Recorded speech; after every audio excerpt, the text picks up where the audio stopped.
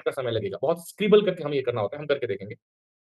तो और ये आपके लिए इससे आपका बढ़िया मतलब जो मैं आज सुबह आप लोगों को बता रहा था ना सुबह के सेशन में, कि आपने खूँटा नहीं गाड़ा, इसके लिए आप दूर-दूर भाग रहे हो और पता नहीं कहाँ से कहाँ पहुँच गए, जो सुबह का टॉपिक था उसके ऊपर। तो ये हमें ध्यान रखना है और फिर प्लॉटिंग कैसे करेंगे हम इसको देखेंगे, ठीक है? अब हम आ जाते हैं डिसेक्शन के ऊपर। डिसेक्शन से आप लोग क्या समझते हैं?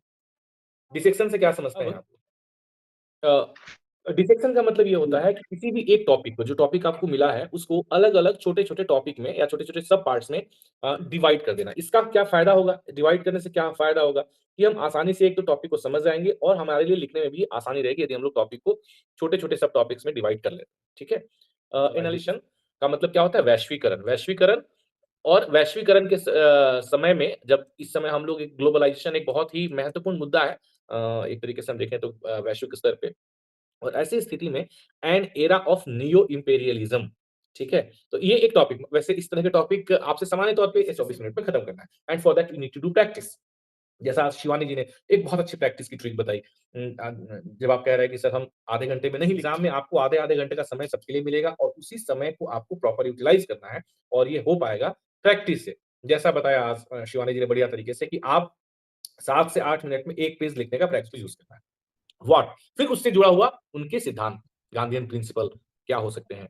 फिर उसके बाद में अगर हम लोग इवोल्यूशन की बात करें, जैसे आपने हू और व्हाट ठीक है, 2 टॉपिक में आपने इसको कर लिया, है ना? How how did it come Gandhian principle ये गांधीवाद आया कैसे? किस प्रकार से आया? इसके बारे में भी 1-2 लाइन। तो ये 3 चीज़ें आपने कर ली। फिर आप क्या कर सकते हैं? क्या कर सकते हैं?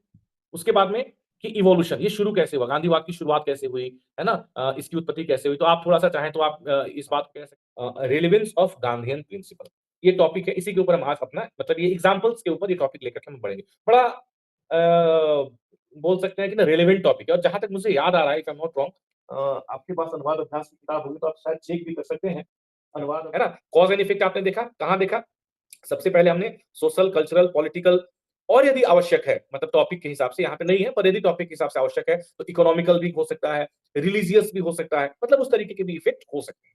उसके बाद ब्रेनस्टॉर्मिंग कर ली, हमने लिख लिया पॉइंट्स पूरे हमने बना लिए। अब आता है कि हम प्लॉटिंग, यानी कि हम कैसे इसको ऐसे की प्लॉटिंग कैसे बनाएँ, है ना? शुरुआत कहाँ से करना है ना? और किस फ्लो में हमने जब ब्रेनस्टॉर्मिंग करी, तो हमने क्या करा सारे पॉइंट्स लिख लिए।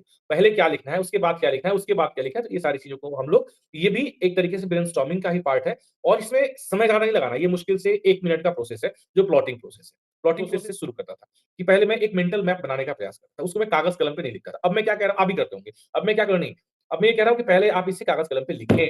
फिर आप एक मेंटल मैप क्रिएट करेंगे। अब मुझे पहले क्या लिखना है, उसके बाद क्या लिखना है, उसके बाद क्या लिखना है। क्या मेरा टॉपिक इस तरीके से रिलेवेंट है कि पहले मैं उसके लोकल, नेशनल, इंटरनेशनल इम्पैक्ट से शुरू करके और फिर आगे मैं उसके कॉज़ और इफेक्ट पे जाऊँ या और फिर उसकी हिस्ट्री की बात करूँ, कोई कुछ-कुछ टॉपिक इस तरीके से भी हो सकता है या फिर ये कि नहीं, पहले मैं हिस्ट्री की बात करूँ और फिर मैं टॉपिक के आपका जो इंट्रो है वो तो रहेगा लगभग सब में जो डब्ल्यूएच